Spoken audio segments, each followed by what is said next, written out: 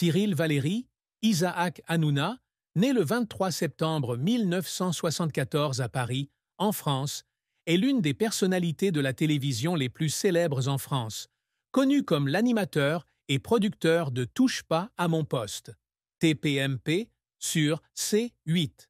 Il est issu d'une famille juive tunisienne, avec son père Ange Hanouna, médecin, et sa mère Esther Hanouna, née Citruc, vendeuse en menuiserie qui tenait un magasin de mode haut de gamme.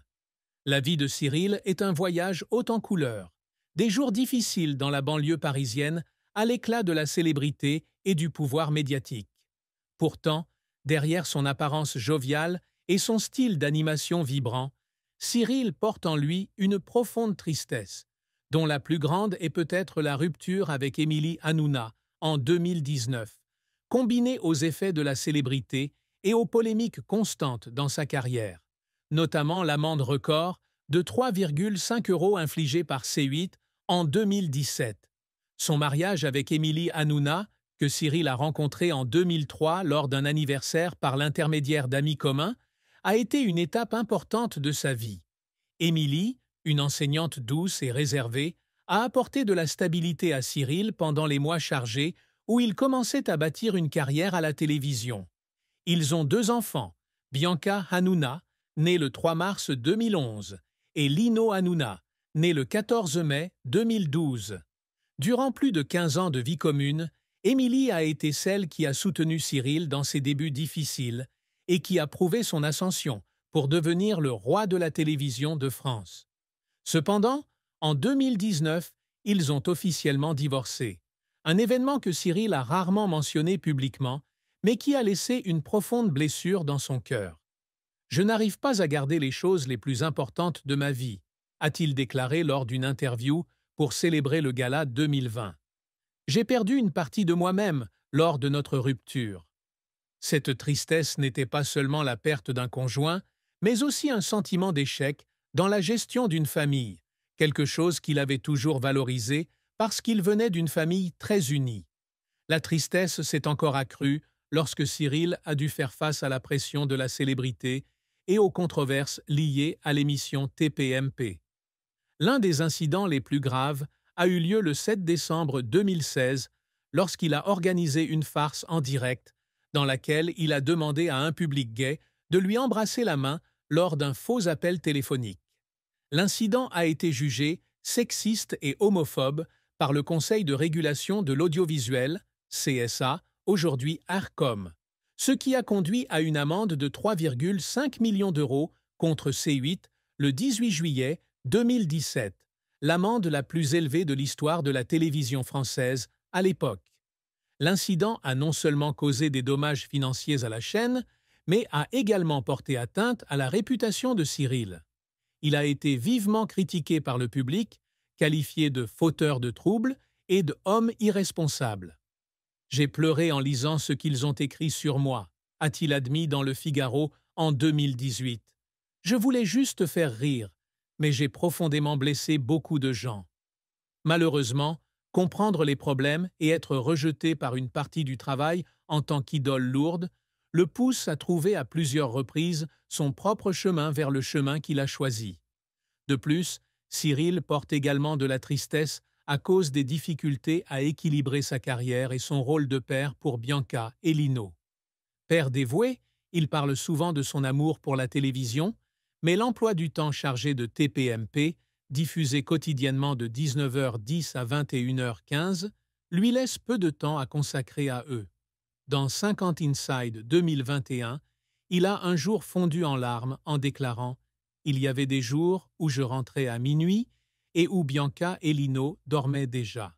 J'avais l'impression de les perdre. » La plus grande tristesse de Cyril n'est donc pas seulement un événement possible, mais une combinaison de pertes personnelles, de pression professionnelle et de responsabilités pesant lourdement sur les épaules d'un homme qui a toujours essayé de vivre sa vie pour sa famille et de faire semblant. La carrière de Cyril Hanouna est un long livre au programme brillant de réussite mêlé à des pages sombres d'échecs, reflétant le parcours d'un artiste en lutte constante pour s'affirmer dans le monde du traitement de l'information. Dès ses débuts, Cyril a travaillé à la petite semaine dans de petites chaînes de télévision, avant de devenir l'une des figures les plus influentes de la télévision française, avec Touche pas à mon poste, devenir une icône de la culture pop. Cependant, ce chemin n'est pas seulement rempli de gloire, mais aussi rempli de défis et d'efforts larmoyants pour surmonter les difficultés. Le plus grand succès de la carrière de Cyril est arrivé le 1er avril 2010, lorsqu'il a vu les débuts de Touche pas à mon poste. Sur France 4, avant que l'émission ne soit transférée sur D8, aujourd'hui C8, en 2012. Avec son style de présentation humoristique, direct et parfois controversé, Cyril a fait de TPMP un phénomène télévisuel attirant des millions de téléspectateurs chaque soir. L'émission a atteint un record d'audience de plus de 2 millions de téléspectateurs le 15 novembre 2016, lorsqu'il a invité le président François Hollande à apparaître en direct, un événement sans précédent dans l'histoire de la télévision française. Il a également reçu de nombreuses récompenses, dont le prix de l'animateur télé aux NRJ Music Awards en 2013 et le trophée du meilleur animateur à TV Notes en 2015. En tant que producteur via H2O Productions, Cyril a créé une série d'émissions à succès telles que Le Grand Blind Test, 12-15, et La Grosse Rigolade, 20-20, qui rapportent des millions d'euros de recettes chaque année. Sa carrière s'est également étendue à la musique avec le single Bogda Bogdanov, 2018, un tube amusant qui a atteint plus de 5 millions de vues sur YouTube, et des rôles d'acteurs dans des films tels que La vérité si je mens, Dva, Dvi tysячі perché. Avant de connaître un grand succès, Cyril a connu des débuts modestes. Il débute sa carrière en 1997 comme assistant de production à Comédie Plus, puis travaille comme présentateur pour de petites émissions comme La Grosse Émission et Morning Live sur M6 en 2002. Sans être de grands succès, ces expériences lui permettent de peaufiner ses compétences d'animateur et de développer son propre style. Il s'essaie à la radio à travers Planète Arthur sur Fun Radio, 2004 à 2006, où il collabore avec Arthur, un ami proche et rival professionnel. Ses efforts ont payé puisque TPMP est devenu un talk show de premier plan, surpassant des rivaux comme Quotidien de Yann Barthès en audience annuelle moyenne. 1,8 million de téléspectateurs par soir d'ici 2023, selon Médiamétrie. Cependant, la carrière de Cyril n'a pas été sans échecs et controverses. L'un de ses plus gros échecs a eu lieu lorsqu'il a animé Nouvelle Star sur M6 en 2007. Bien qu'il ait été censé recréer la version française d'American Idol, son style d'animation a été critiqué comme exagéré et non professionnel, ce qui a conduit à son remplacement après seulement une saison. Autre revers, TPMP a été condamné à plusieurs reprises par le CSA-ARCOM à des amendes pour contenu controversé, comme l'amende de 3,5 millions d'euros en 2017 ou celle d'1 million d'euros en 2022 pour insulte à une proposition à l'antenne. Ces emplois ont non seulement causé des dommages financiers à C8, mais lui ont également valu d'être critiqué par le public comme un fauteur de troubles médiatiques.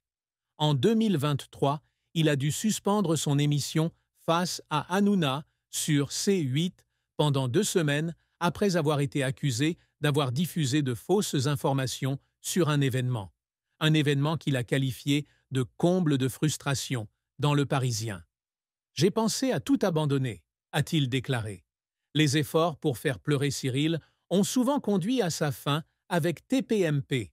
Lors de la préparation des élections législatives de 2016 de François Hollande, il a travaillé sans relâche pendant 3 semaines, s'essoufflant parfois sous la pression de plaire à la fois au public et à la famille politique. « J'ai couru parce que j'avais peur de l'échec, peur que les gens ne voient pas ma passion », a-t-il confié à Télé Loisirs. Une autre fois, lors de l'enregistrement de La Grosse Rigolade en 2020, il fond en larmes en se souvenant de son père, Ange, qu'il avait toujours soutenu depuis le début. « Je veux qu'il soit fier, mais je ne sais pas si je peux », a-t-il déclaré à C8. Ces larmes sont l'expression d'un homme qui vit par passion, qui met toujours son cœur dans son travail, même lorsqu'il est confronté à d'innombrables pressions. Cyril Hanouna se fixe toujours des objectifs ambitieux pour affirmer sa valeur dans le domaine des médias et de la vie. L'un des objectifs qu'il poursuit sans relâche est de devenir le roi de la télévision française, un présentateur qui non seulement fait rire, mais qui crée également un impact social. Avec TPMP, il a réussi à faire de l'émission une plateforme de discussion sur l'actualité, la culture et le divertissement, attirant à la fois un public plus âgé et plus jeune.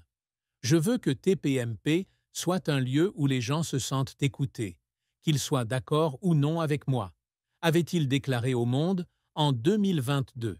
C'est en invitant des célébrités comme François Hollande, Emmanuel Macron, 2017, ou des gens ordinaires à apparaître à l'antenne qu'il concrétise cette vision. Un autre objectif de Cyril était de surmonter l'architecture de production physique et de prouver que quelqu'un de la banlieue parisienne, sans formation académique avancée, il avait abandonné un cours de comptabilité spécialisé à la Sorbonne, pouvait réussir dans les communications spécialisées. Il l'a fait à travers H2O Productions, sa société de production fondée en 2002, qui est aujourd'hui l'une des plus importantes de France avec un chiffre d'affaires SI d'affaires